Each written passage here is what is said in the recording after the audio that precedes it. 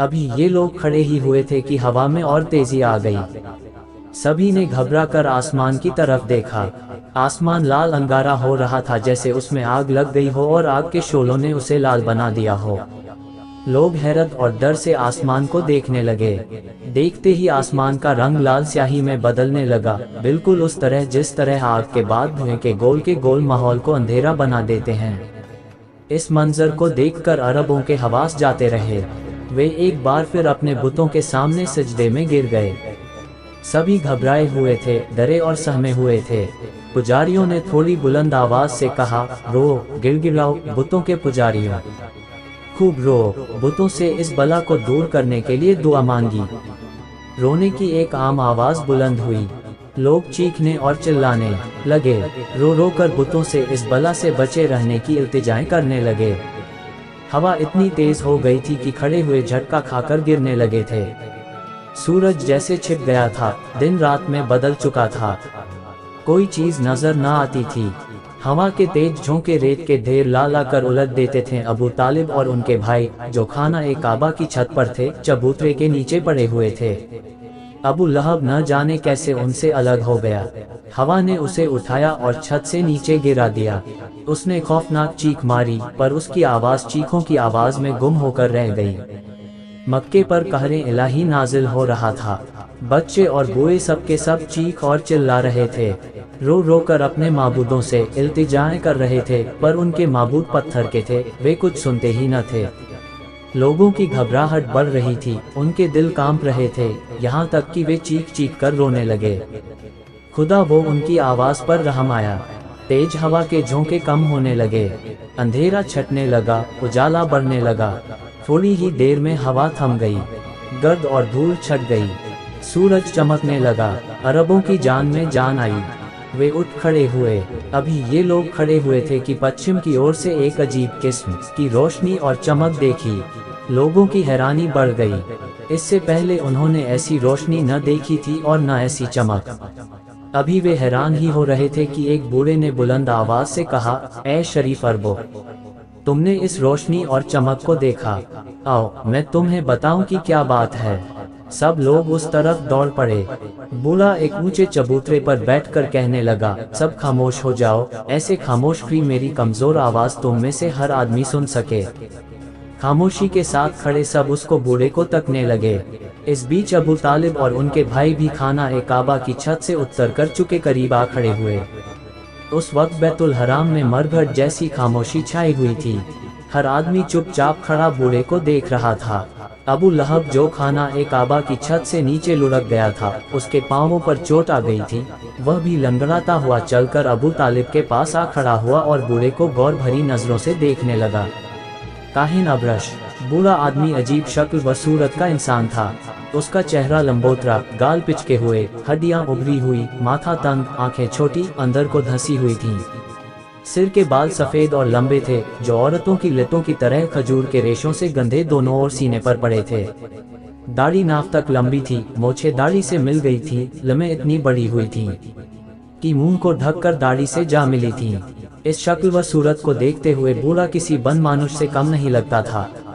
उसके बाएं हाथ में इंसानी खोपड़ी थी और दाएं हाथ में किसी इंसान के हाथ की हड्डी थी। गले में हड्डियों की माला थी।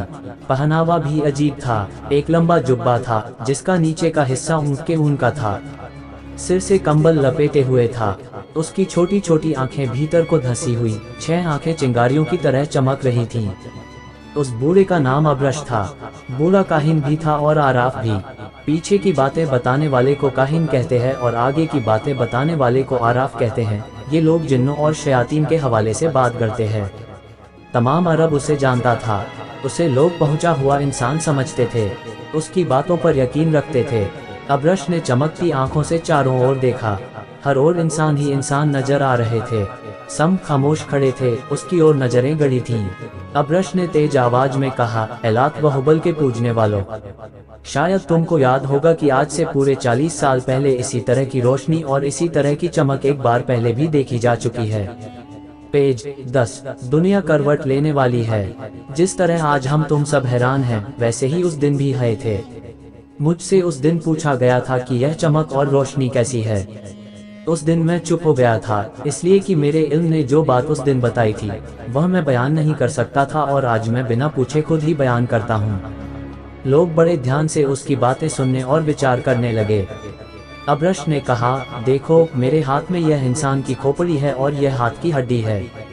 मैंने इन्हें उस मैदान में पाया था जहां बनु बकर और बनु तगलब जैसे जबरदस्त कबीलों की लड़ाई पूरे 40 साल तक जारी रही। मुमकिन है कि दुनिया इस लड़ाई को जहालत का करिश्मा बताए, लेकिन अरब जानते हैं और अच्छी तरह जानते हैं कि यह जहालत की लड़ाई न थी, बल्कि खुददारी और इज्जत और नामूस की हिफाजत के लिए लड़ी गई लड़ाई थी। ये सही है कि हमारे कबीलों में एका नहीं है, वे बिखरे हुए हैं। हर गांव, कस्बे और शहर का हाकिम अलग है, मगर हमारा एका भी मुनासिब नहीं है। जब हम एक हो जाएंगे तो हमें एक दूसरे से दबना पड़ेगा, इससे हमारी खुददारी को धक्का लगेगा और यह बात हमारी रिवायतों के खिलाफ है। पेज 11। अबरश तकरीर कर रहा था और लोग बड़े गौर से सुन रहे थे। उसने आगे कहा, ए अरब के सपूतों, इस खोपड़ी की ओर देखो। इस खोपड़ी ने मुझे आगे की बातें बता दो हैं। दुनिया करवट लेने वाली है, एक बड़ा इनकलाब होने वाला है, हमारे माबूदों को रुस्वा किया जाने वाला है।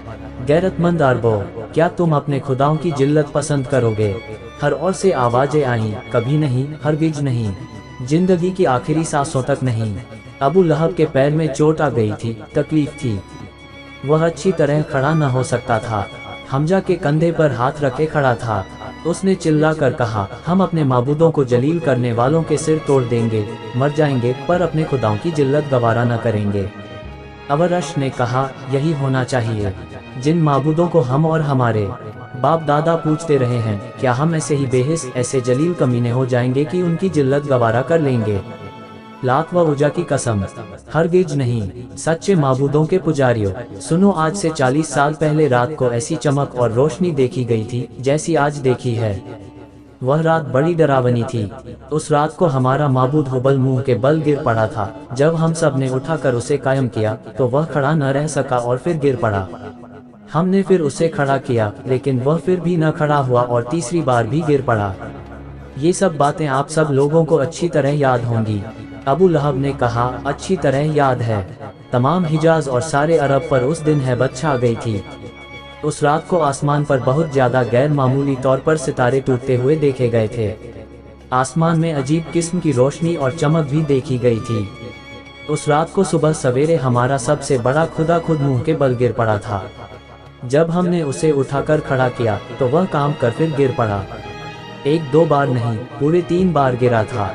प्यारे दोस्तों, अगर आप लोगों को हमारी ये वीडियो पसंद आई हो और अगर आपको इस वीडियो से कुछ इल्म हासिल हुआ हो तो नीचे दिए गए शेयरिंग बटन को दबा के बराए मेहरबानी इस वीडियो को शेयर जरूर कर दें। शुक्रिया।